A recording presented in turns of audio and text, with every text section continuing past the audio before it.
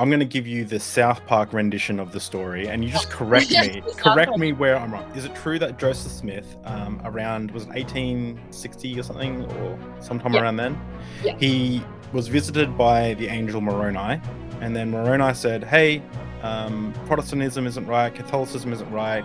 I've got some golden plates. Go look for them."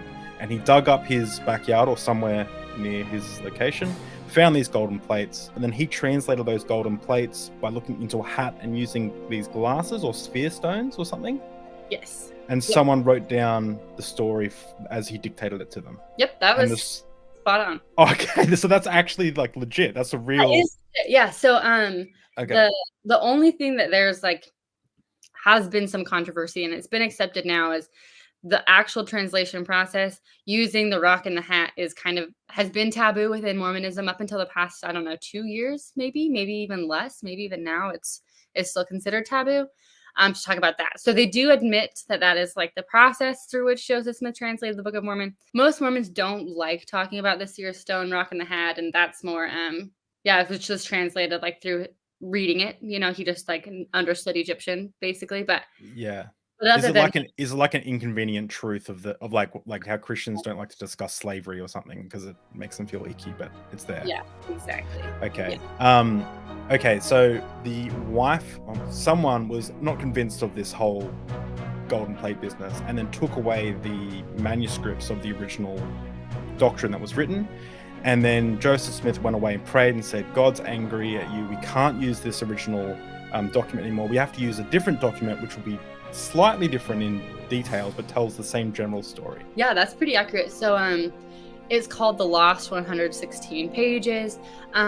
The only thing where people are kind of uncertain is they still haven't been found is, so Martin Harris was the man who he was working with Joseph. He had a lot of money. He was really invested in the church.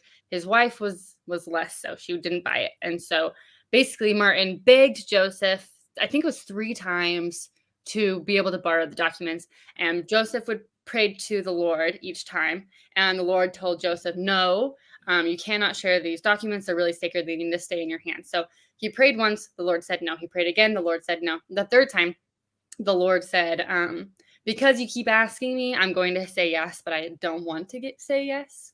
It's a twisted God's arm. Twisted God's arm. Yes.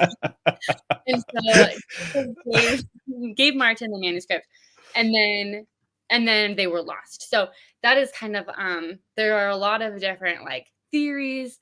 A common theory is that Lucy Harris, destroyed them or hid them, so that then they could like compare, because that was the idea, right? Was that if Joseph is really translating these literally word for word, then he should be able to do it again. And so that was the test.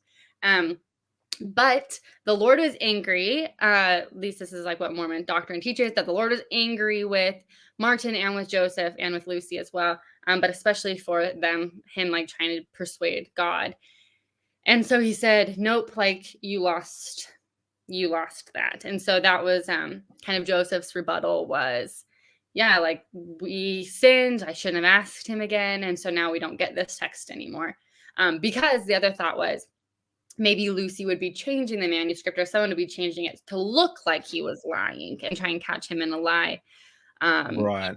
He wasn't. Anyway, so that was called the Book of Lehi, which was what the 116 pages were. And then he retranslated it into the Book of Nephi, who is Lehi's son. And that is one of the most popular books in the Book of Mormon. And a lot of that is saying, "And then my father told me this." So it's kind of a summary of what we stories. Yeah. So that way it's still the same stories, but it's told through a different lens. And if the original ones ever rocked up, then it could always be argued that, oh, Nephi just remembered it wrong when his father told him or something, and like the small details were okay, they're not an issue.